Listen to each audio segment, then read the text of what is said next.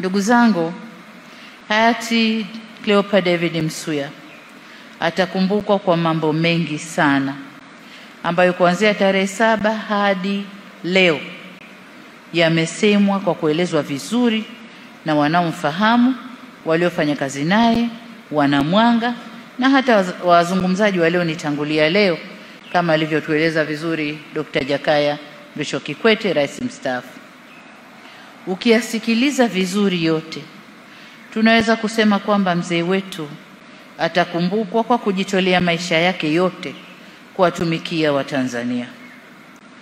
Kama historia yake inavyosema, kuanzia mwaka 1956 alipoajiriwa kama afisa maendeleo ya jamii hadi kuwa waziri mkuu na makamu wa kwanza wa rais, na kufikia mwaka 2000 alipostaafu rasmi kwenye siasa na utumishi wa umma, na mwaka 2021 alipomaliza rasmi kutumika nafasi ya mwenyekiti wa bodi ya chuo cha ardhi.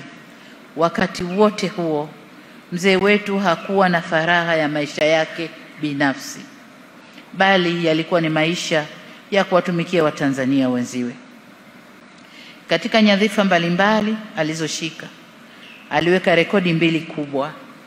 Moja ni kuwa waziri aliyehudumu katika wadhifa waziri wa fedha kwa kipindi kirefu zaidi kwa nyakati tofauti, 1972 hadi 75, 1983 hadi 85 na 1985 hadi 1990. Na pili, licha ya kuwa alikuwa waziri mkuu na makamu wa kwanza wa rais, waheshimiwa viongozi wakuu, kwa kipindi kifupi cha miezi 11, yeye ndio Mtanzania wa mwisho kushika nafasi hiyo, kwani baada ya hapo tuliingia kwenye mfumo wa vyama vingi ambapo makamu wa rais alipatikana kupitia mgombea mwenza. Ndugu zangu, katika mengi yatakayokumbukwa au atakayokumbukwa nayo ni pamoja na mchango wake mkubwa wa kutafuta fedha kwa ajili ya kuunga mkono harakati za ukombozi kusini mwa Afrika.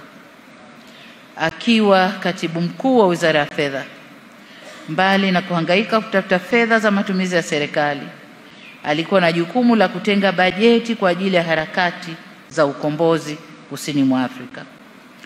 Alikuwa miongoni mwa viongozi waliokwenda nchini China kwa ajili ya kutafuta fedha za ujenzi wa mradi wa reli ya Tazara uliosaidia sana harakati za ukombozi na ambao umeendelea kutunufaisha kiuchumi hadi leo.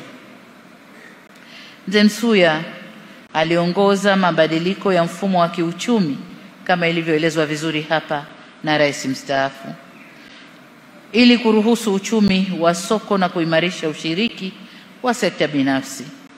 Hiki kilikuwa kipindi kigumu cha kukabiliana na upinzani na shinikizo kutoka wafadhili wa kimataifa, wanasiasa nchini, wafanyabiashara wazawa na wasio wazawa na makundi mengine, baadhi yao wakiunga mkono mageuzi na wengine wakiyapinga kwa sababu tofauti tofauti.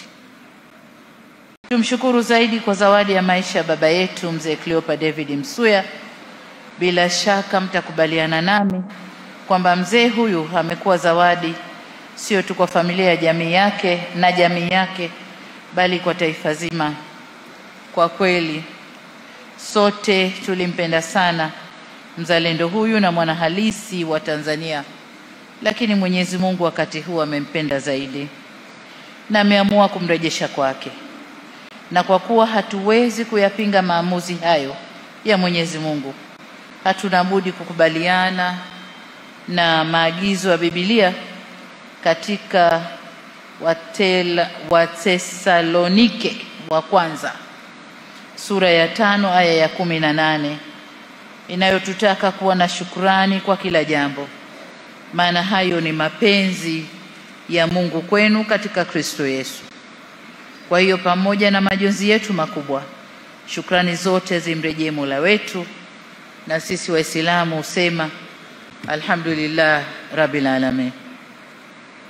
Kabla sijaendelea, nitumie fursa hii kwa mara nyingine kutoa pole kwa familia, ndugu, jamaa, wanamwanga, marafiki na Watanzania wote kwa ujumla kwa kuondokewa na mpendwa wetu huyu Aidha, nishukuru Baba Askofu Mkuu Malasusa pamoja na viongozi wenziwe kwa kuendelea vyema na ibada za dini kumuaga mpendwa wetu kutoka Dar es Salaam Mwanga hadi hapa kijijini.